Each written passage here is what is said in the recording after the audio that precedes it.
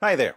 If you're watching this, you may be considering converting to Islam, and it may seem like a good idea to you at the moment. After all, you've probably been told that the word Islam means submission, and that this simply refers to submission to God. If you believe in God, why wouldn't you want to submit to Him? Makes sense, right? Not so fast. There are two main reasons you should slow down and think about this a bit more carefully. First, according to the Quran, you can only submit to Allah by fully submitting to all of the decisions of Muhammad. In chapter 4, verse 65 of the Quran, Allah declares, "But know, by your Lord, they can have no faith until they make you, O Muhammad, judge in all disputes between them, and find in themselves no resistance against your decisions, and accept them with full submission." Notice, you can have no real Islamic faith until you make Muhammad judge in all disputes, and you find no resistance in yourself against any of his decisions. You have to accept Muhammad's decisions with full submission. So, while the word Islam does mean submission, it's really the religion of submission to a man, because according to the Quran, you can only submit to Allah by submitting to Muhammad.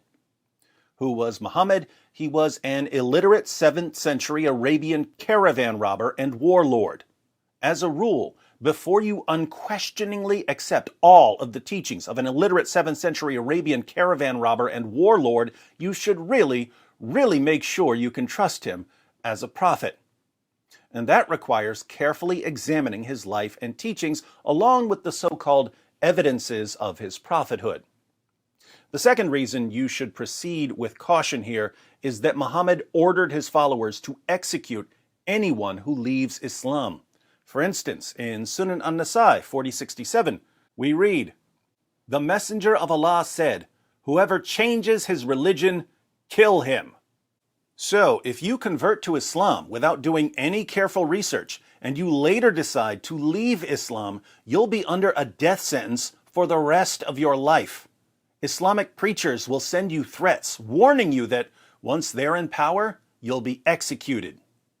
This isn't part of our religion. There's a reason to it. Yeah? There's a reason why there's a capital punishment. Because people like you, little weaklings who leave their religion and cause corruption in the land by spreading it, the capital punishment in Islamic law would be applied to you. We have no doubt. And we're proud of that.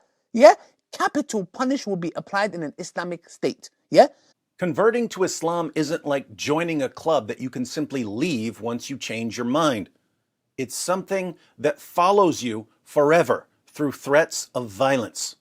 If you're going to convert to a religion that will sentence you to death for changing your mind, here again, you should make sure you understand what you're getting into and why you're getting into it. So, why are you considering converting to Islam? Do you have a Muslim friend who's trying to convince you to convert? Has someone been sending you videos filled with amazing proofs that Islam is true?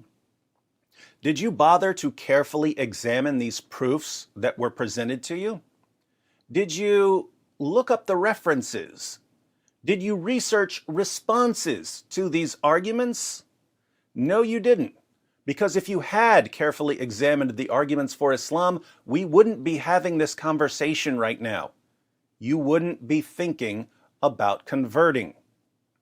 What would you find if you took a closer look at any of these arguments for Islam? Muslim preachers and apologists claim that the Quran is filled with amazing scientific insights that couldn't possibly have been known in the 7th century. Do yourself a favor. Look up the verses and see what they actually say. They never say what the Muslim preachers and apologists claim they say. Islamic preachers take extremely vague verses that aren't saying anything scientific, and they insert modern science into these extremely vague verses and claim that the verses are making scientific claims. The reason they have to go to vague verses is that all of the clear scientific claims in the Quran are completely wrong. For instance, the Quran claims very clearly that the sun sets in a muddy pool. In a passage about the travels of someone named Dhul Qarnayn, usually thought to be Alexander the Great, we read in verses 85 to 86 of chapter 18, "So he followed away until, when he reached the setting place of the sun, he found it setting in a spring of black, muddy, or hot water, and he found near it a people." The Quran claims that the sun sets in a muddy pool, which means that the sun is much smaller than the earth, and that there are people who live there. If you ask your Muslim friends about this, they'll tell you that you have to reinterpret the passage. They'll say that the Quran is only claiming that Dhul Qarnayn saw a reflection in a pool of water and that it appeared to him as if the sun were setting in that pool. The problem with this reinterpretation is that Muhammad himself claimed that the sun sets in a pool of water. Sunan Abu Dawud, 4002. It was narrated that Abu Dar said, "I was riding behind the Messenger of Allah while he was on a donkey, and the sun was setting. He said, 'Do you know where this sun sets?' I said, 'Allah and his Messenger know best.' He said, 'It sets in a spring of warm water.'" There's nothing about Dhul Qarnayn here, so this can't be referring to something Dhul Qarnayn saw.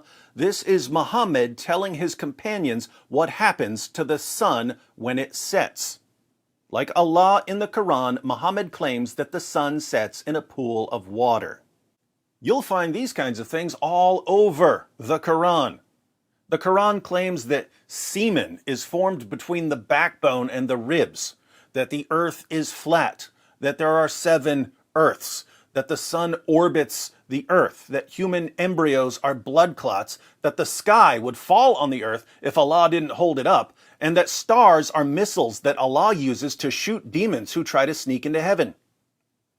Did your Muslim friend bother telling you any of this? Here again, if you bring up these verses to a Muslim preacher, he'll tell you that you have to reinterpret them.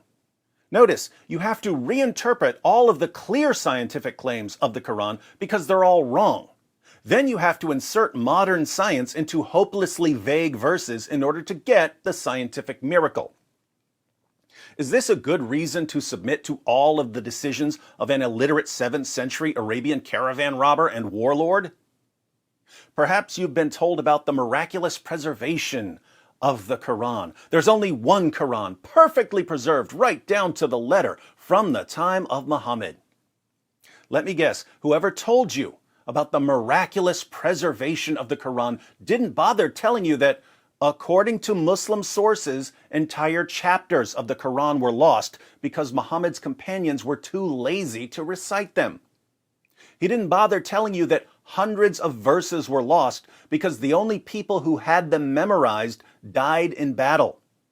He didn't bother telling you that verses were eaten by a sheep. He definitely didn't show you Sunan Ibn Majah, 1944.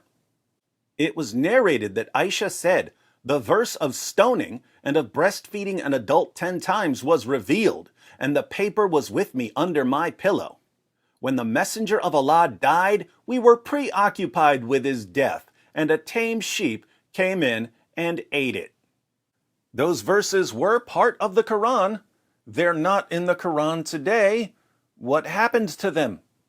Muhammad's wife Aisha had the only copy, and a sheep ate it. So Allah couldn't protect the Quran from a sheep.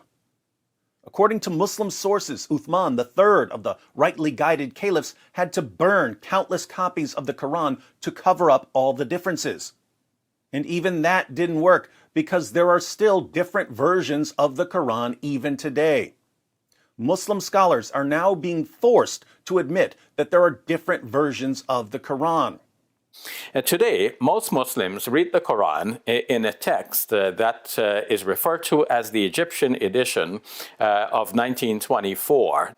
But this is not the only text of the Quran that is read throughout the world. In other words, if you were to compare 2 printed Qurans, you're going to see differences between them.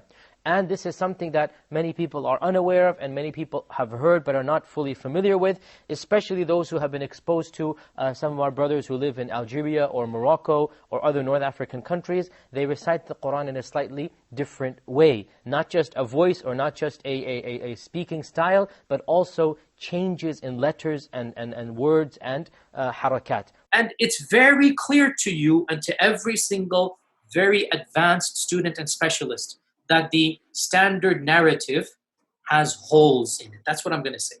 On what planet is this a good reason to make an illiterate 7th century Arabian caravan robber and warlord the ultimate authority on everything you think or do? Perhaps your Muslim friend told you that Muhammad was a champion of women's rights. But he forgot to mention that Muhammad had sex with a prepubescent 9-year-old girl named Aisha. He forgot to tell you that Muhammad had sex with his slave girls. He forgot to tell you that Muhammad allowed his followers to beat their wives into submission and to rape their female captives and to hire prostitutes. Perhaps your Muslim friend told you that Islam must be true because it's spreading so rapidly.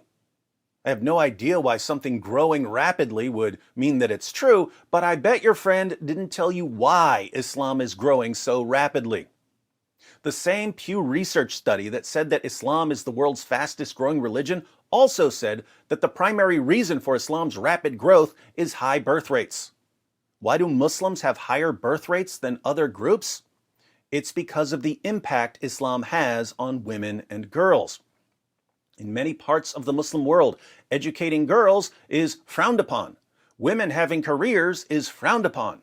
So girls are married off at a young age and turned into baby-making machines. By the time a young woman in America has her first child when she's 25 years old, a young woman in Yemen is having her 6th child because she was married off when she was 11 or 12 years old. So are we supposed to conclude that Islam is true because it gives women and girls nothing to do apart from making babies? Notice, every single reason you've been given to believe in Islam falls apart as soon as you take a closer look. Why, in the name of common sense, would you convert to a religion that requires you to submit yourself completely to the teachings of an illiterate 7th century Arabian caravan robber and warlord, and that will sentence you to death if you ever change your mind, when the only reasons to accept the religion evaporate the moment you investigate them? In case you'd like to carefully examine Muhammad and the Quran before converting, I've included in the description box some links to articles and videos on all of the issues I brought up in this video. But maybe you'd like a second opinion. Maybe you'd like to hear from someone who was once a Muslim and had to learn all of this the hard way. The death threat from a Muslim preacher earlier in this video was a message to a young man who now calls himself the apostate prophet. He's an ex-Muslim who's under a death sentence for leaving Islam after realizing that it's false. Don't leave without clicking on his video and letting this former Muslim explain why you should think twice about converting to Islam.